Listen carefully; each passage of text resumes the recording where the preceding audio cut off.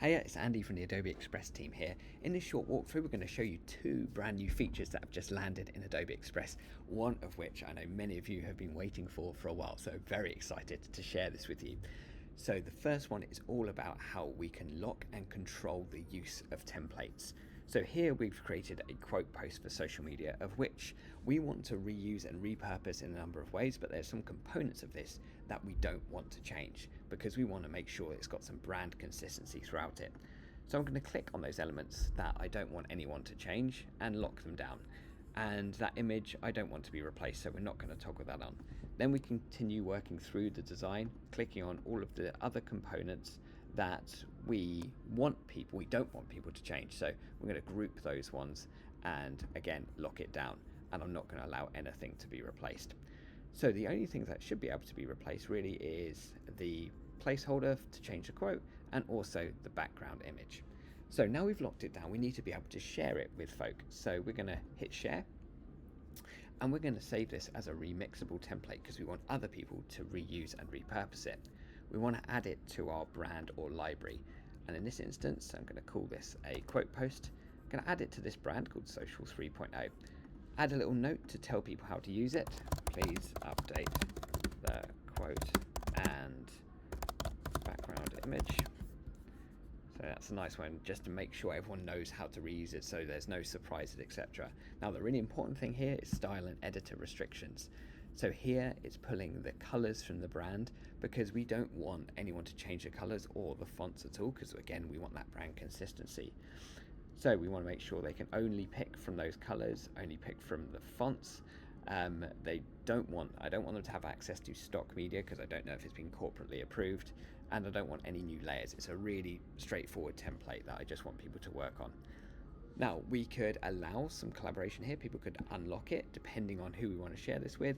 Users with a passkey can unlock it, so this is a great way of making sure that only certain people have access to make changes to it, or we can just lock it down entirely. No users can unlock layers. So I'm going to save that and save those restrictions because hey, I want to lock this all down.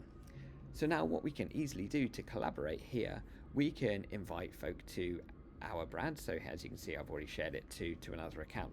So flipping onto my other user here we can see the brand that I've been invited to, and here's the save template.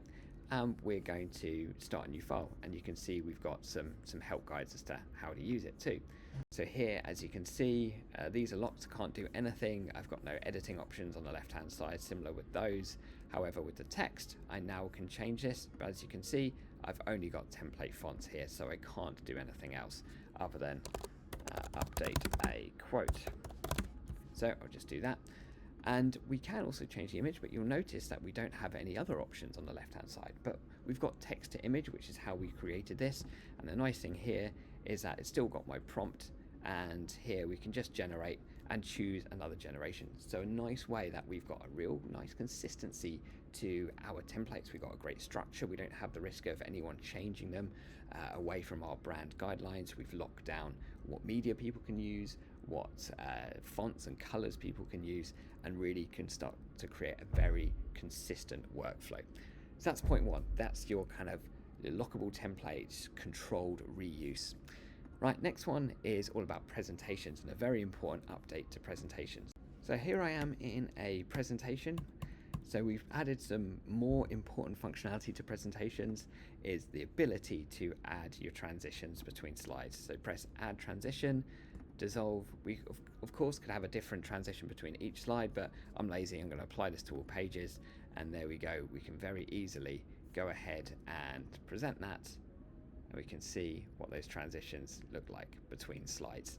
Very simple update for presentations, but I really hope you find these two updates very useful. Speak soon. Bye bye.